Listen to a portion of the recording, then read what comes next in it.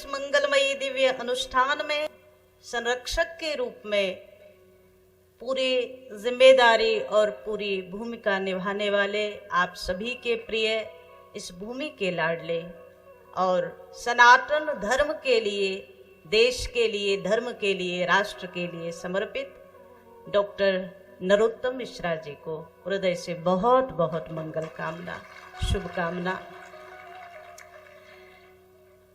आज हम चिंतन कर रहे थे कि कई लोग कहते हैं कि राजनीति और धर्म अलग अलग चीज है।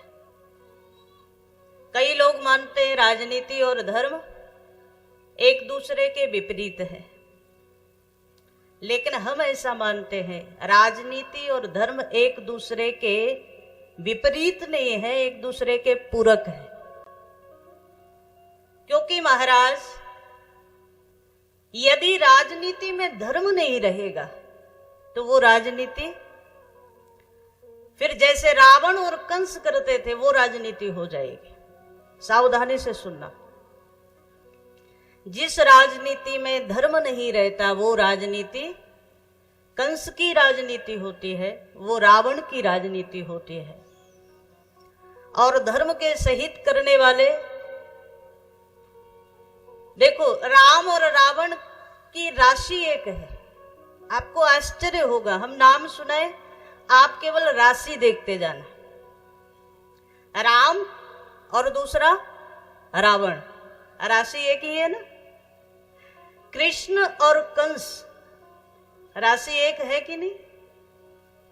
सीता और शूर्पणखा, राशि एक ही है। लेकिन ध्यान देना, ये हम आप सबको जागृत करने के लिए है।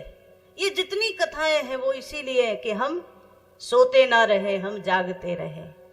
जिस राजनीति में धर्म नहीं वो राजनीति कंस की राजनीति है। जिस राजनीति में धर्म नहीं वो रावण की राजनीति है। और जो धर्म पर आरूढ़ होकर के राजनीति करे वो राम की और कृष्ण की राजनीति है। भगवान श्री राम, राम राज्य जैसा राज्य कभी हुआ नहीं।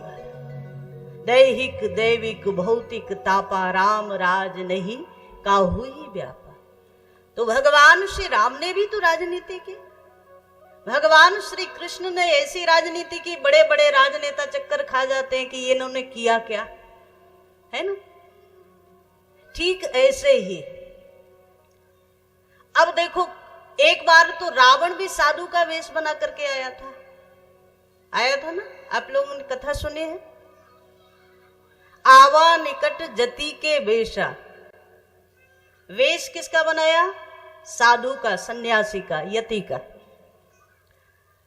एक बार कालनेमी ने भी साधु का वेश बना लिया था। आज भी दुनिया में बड़े बड़े कालनेमी घूम रहे हैं, लेकिन आपको सावधानी की जरूरत है। जो ना मेरे राम का सो ना मेरे, जो हमारे राम को लेकर के आए, जिन्होंने हमें अयोध्या दी, जिन्होंने हमें काशी दी, और अब नंबर मथुरा का की जरूरत है। महाराज, हमारा मन कहीं कालनेमियों की ओर न चला जाए, ये ध्यान रखना।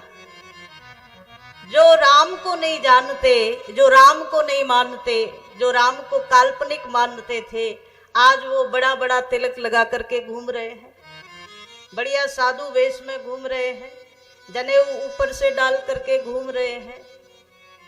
लेकिन आपको सावधानी से और ध्यान से 2023 और 2024 को देखना जरूर है। क्योंकि महाराज, जो सनातन का नहीं है, जो धर्म का नहीं है, हम आपको बिल्कुल स्पष्ट कर दें, हम किसी पार्टी के नहीं है, लेकिन हम हमारे राम जी के, हम हमारे सनातन धर्म के हैं। और जो हमारे राम को लाए हैं हम, तो विशेष रूप से चिंतन करके देखना।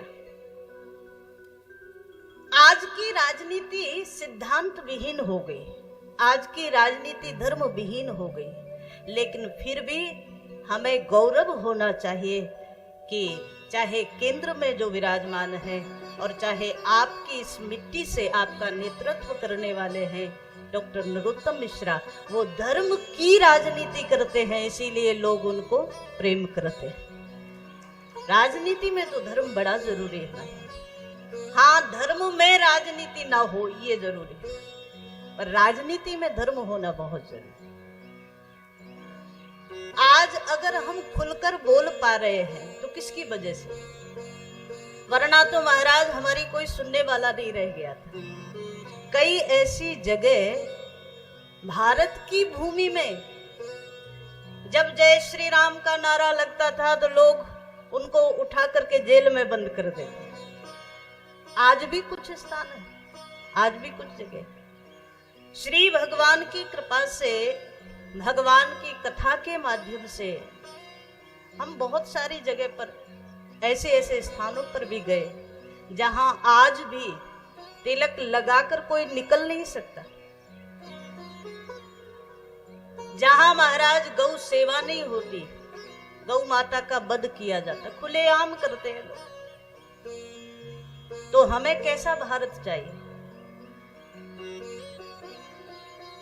केंद्र में जो आज बैठे हैं, हम मानते हैं कि वो भले ही राजनेता हैं, लेकिन मन से वो सनातन को समर्पित संत ही है, इस रूप में हम मानते हैं। क्योंकि महाराज पहले नियम था, टोपी पहनने में कोई भी शर्म नहीं करता था, तिलक लगाने में सबको शर्म आती।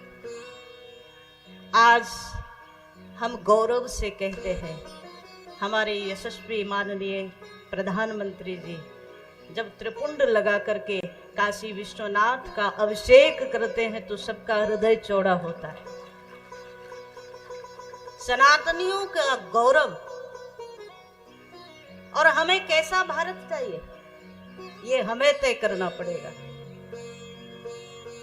हमें वही भारत चाहिए जिसमें हम निर्भीक होकर के राम कृष्ण की उपासना कर सकें, जिसमें हम सर्वे भवन्तु सुखिनः गा सकें, जिसमें हमारे मंदिरों की घंटियां चारों ओर गूंज सकें, जिसमें हमारे रामायण महाभारत, हमारे श्रीमद् भागवत के श्लोक जन जन तक पहुंच सकें। वो भारत हमें चाहिए। और वो चाहिए तो हमें अपने निजी स्वार्थ से ऊपर उठ करके देश के लिए सोचना पड़ेगा, धर्म के लिए सोचना पड़ेगा, और उन लोगों के लिए सोचना पड़ेगा जो हमारे धर्म को आगे बढ़ाने में लगे हुए हैं, उनके लिए भी हमें सोचना ही पड़ेगा। श्रीमद् भागवत का सप्ताह 7 दिन का ये मंगलमयी दिव्य अनुष्ठान, व्यासपीठ से बहुत बहुत साधुवाद आप सभी जो भी आयोजन करता है।